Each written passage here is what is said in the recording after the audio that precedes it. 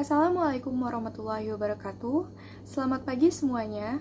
Terima kasih kepada para mahasiswa Universitas Negeri Jakarta yang telah hadir pada acara hari ini, yaitu acara pelatihan Bisnis Modal Kanvas. Perkenalkan, saya Nadia Safira. Di sini saya bertugas sebagai narasumber yang akan menjelaskan pelatihan tentang Bisnis Modal Kanvas. Untuk semuanya disimak baik-baik ya pemaparan dari saya. Semoga pemaparan yang saya berikan dapat bermanfaat bagi kita semua. Pengertian bisnis model kanvas. Bisnis model kanvas atau BMC merupakan sebuah strategi manajemen yang disusun untuk menjabarkan ide dan juga konsep sebuah bisnis ke dalam bentuk visual. Nah, secara sederhana, definisi bisnis model kanvas yaitu kerangka manajemen untuk mempermudah dalam melihat gambaran ide bisnis dan juga realisasinya secara cepat. Jika dibandingkan dengan bisnis plan yang berpuluh-puluh halaman, bisnis model kanvas ini jauh lebih ringkas karena disusun ke dalam satu halaman saja. Nah, oleh karena itu, kerangka bisnis ini paling populer di kalangan bisnis startup. Pada awalnya, bisnis model kanvas ini diperkenalkan tahun 2005 oleh seorang entrepreneur asal Swiss yang bernama Alexander Osterwalder dalam bukunya yang berjudul Business Model Generation. Nah, di dalamnya ia menerangkan mengenai framework sederhana yang mempresentasikan elemen-elemen penting yang ada di dalam bisnis. Selanjutnya, ada 9 elemen dalam bisnis model kanvas. Yang pertama ada customer segment atau segmentasi konsumen. Apapun jenis bisnis yang kalian miliki, tentukan dulu segmentasi pelanggan dengan tepat dari awal. Kalian juga harus menentukan siapa saja yang akan menjadi target bisnis.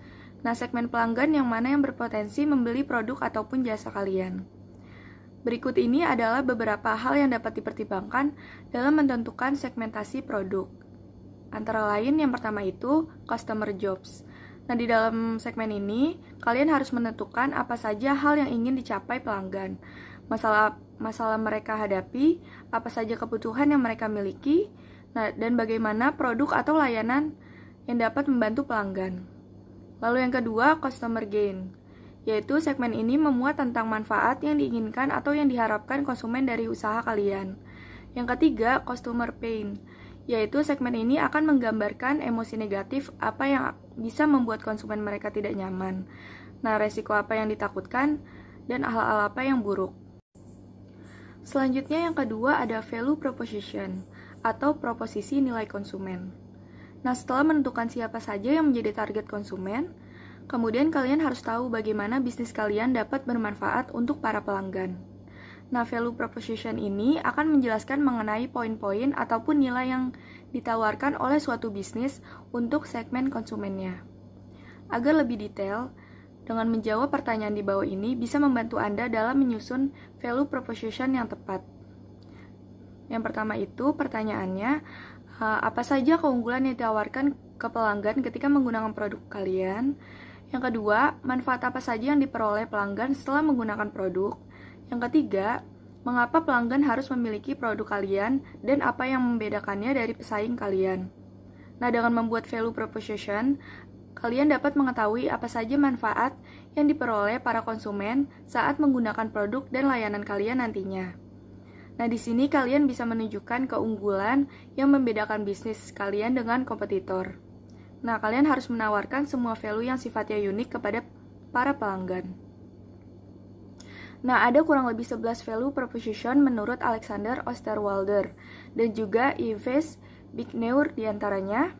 Yang pertama itu ada newness, yaitu sebuah nilai kebaruan yang sebelumnya belum pernah ditawarkan oleh bisnis lainnya. Lalu yang kedua ada performance, yaitu peningkatan performa ataupun kinerja bisnis. Yang ketiga ada customization, yaitu produk yang bisa disesuaikan dengan keperluan individual pelanggan. Yang keempat ada getting the job done, yaitu nilai dari membantu pelanggan dalam melakukan pekerjaan atau membantu memecahkan masalah tertentu. Yang kelima ada desain, yaitu nilai dari sisi desain sebuah produk, misalnya saja di industri fashion. Yang keenam ada brand atau status, yaitu menunjukkan status sosial tertentu saat menggunakan produk.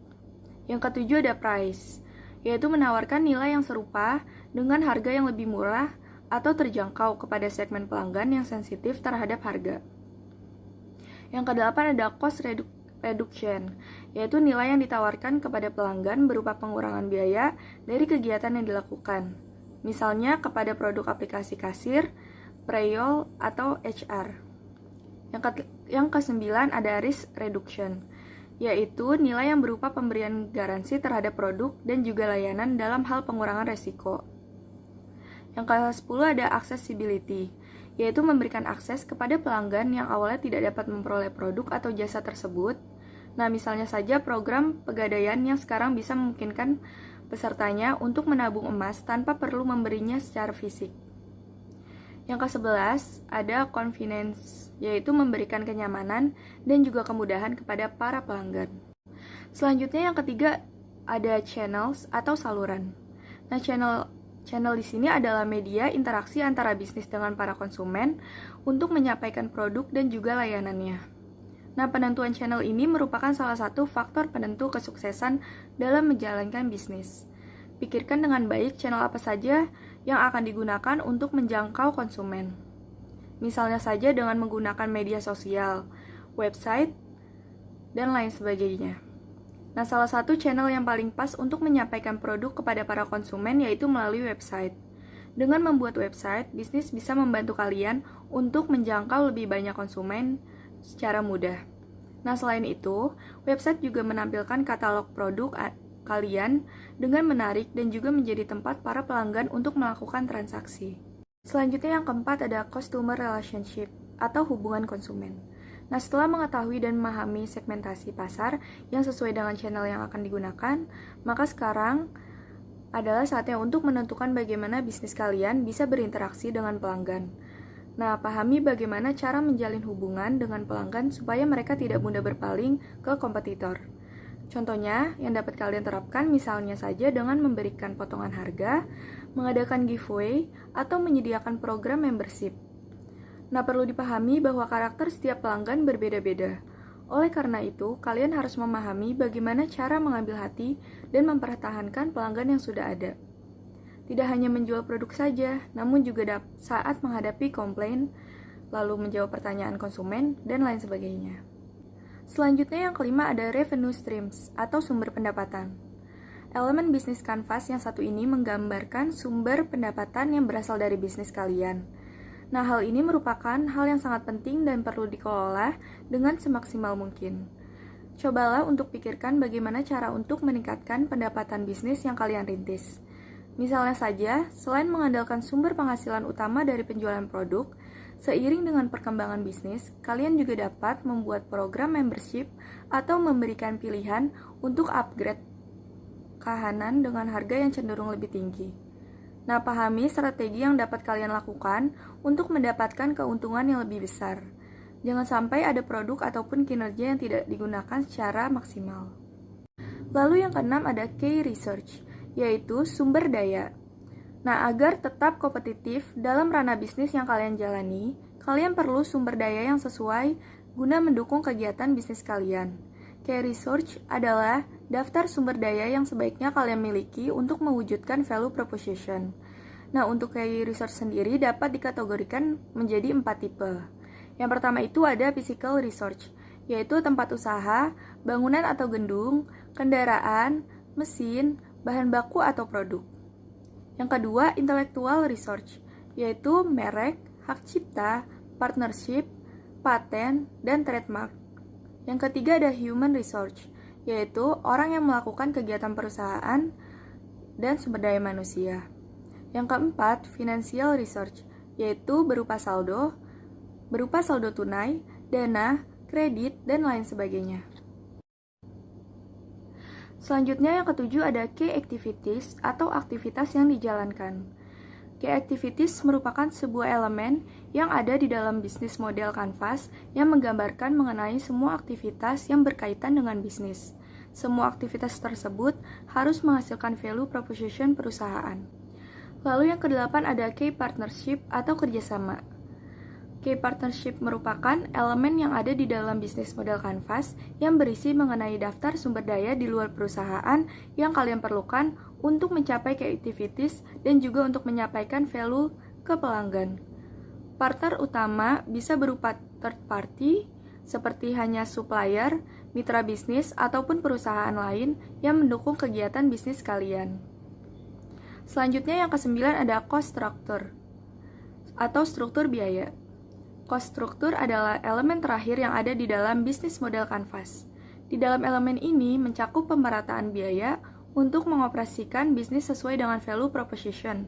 Selain itu juga untuk mengelola anggaran bisnis secara lebih efisien untuk meminimalisir resiko kerugian dan juga kondisi keuangan perusahaan yang tidak sehat. Nah, untuk mengelola keuangan dalam bisnis, kalian perlu membuat dan menyusun laporan keuangan dan juga pembukuan yang baik. Selanjutnya, kita akan membahas tips atau cara membuat bisnis model Canvas. Yang pertama, kita perlu melakukan analisa kompetitor, yaitu dengan melakukan analisa kompetitor atau pesaing bisnis. Hal tersebut sangat baik untuk menambah pengetahuan kalian. Nah, kalian juga bisa melihat dari sisi keberhasilan ataupun kegagalan kompetitor sebagai sebuah pembelajaran untuk bisnis kalian ke depannya. Melalui informasi yang kalian peroleh dari situ, kalian bisa mengetahui celah yang dapat dimanfaatkan untuk mengembangkan bisnis dan menjangkau pasar secara lebih baik dibandingkan kompetitor. Cara selanjutnya yaitu dengan mengurutkan 9 elemen yang tadi kita telah bahas secara sistematis agar kalian bisa mengetahui manakah prioritas yang harus dijalankan terlebih dahulu. Nah, selain itu, kalian juga bisa menyusun strategi dengan jangka waktu tertentu. Karena semakin jelas target waktu serta tujuannya, maka akan semakin mudah dalam mengukur keberhasilannya. Selanjutnya yang ketiga, menghubungkan tiap elemen yang ada bisa membantu kalian dalam menyusun strategi yang tepat. Nah, setiap elemen dalam model bisnis Canvas ini harus terhubung dan mendukung satu sama lain. Lalu yang keempat, fokus pada kondisi saat ini. Kalian bisa saja membuat sebuah strategi bisnis untuk kedepannya. Akan tetapi, alangkah lebih baik untuk fokus ke dalam penyusunan strategi dengan kondisi yang sekarang. Sebab, kondisi bisa saja berubah sewaktu-waktu karena berbagai macam faktor. Misalnya saja, perubahan konsumen ataupun munculnya kompetitor baru. Oleh karena itu, penting untuk selalu fokus menyusun strategi dengan kondisi saat ini, supaya perhitungannya lebih cepat. Yang terakhir, kita perlu melakukan review. Nah, setelah selesai menyusun kerangka, pastikan dulu semua elemen saling berhubungan. Kemudian, lakukan pengecekan ulang. Dengan melakukan pengecekan ulang, akan membantu kalian untuk memeriksa kekurangan dan juga memperbaikinya apabila dirasa kurang tepat. Selanjutnya, saya akan menjelaskan contoh bisnis model Canvas yang sukses di berbagai bidang. Yang pertama adalah contoh bisnis model Canvas di bidang transportasi online. Bisnis ini mencari customer segmen dan target pasar berupa generasi yang paham internet atau yang menyukai layanan serba praktis, terutama pelajar dan pekerja kantoran. Value proposition yang mereka tawarkan pun berupa kemudahan dan kecepatan akses transportasi, di mana saja serta kapan saja. Sedangkan untuk elemen channel, bisnis transportasi online juga menggunakan internet sebagai saluran pemasarannya, mulai dari aplikasi transportasi online itu sendiri, iklan berbayar atau paid marketing, paid media, hingga sosial media. Sementara untuk key research, bisnis ini tidak memerlukan bisnis aset berupa kendaraan dan tempat parkir yang luas, layaknya bidang transportasi kebanyakan. Melainkan hanya memerlukan aplikasi Google Maps hingga infrastruktur server yang memadai.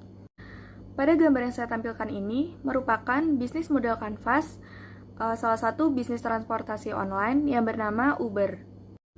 Lalu yang kedua adalah bisnis model Canvas di bidang fashion yang terus mengalami perkembangan pesat, seiring dengan semakin berkembangnya tren baru di dunia fashion. Salah satunya adalah bisnis sepatu populer yang bernama Nike. Sebagai salah satu brand yang terkenal, Nike tentunya memiliki metode penjualan dan pemasaran yang unik untuk mempertahankan pelanggan lama ataupun menarik minat sales lead atau prospek baru.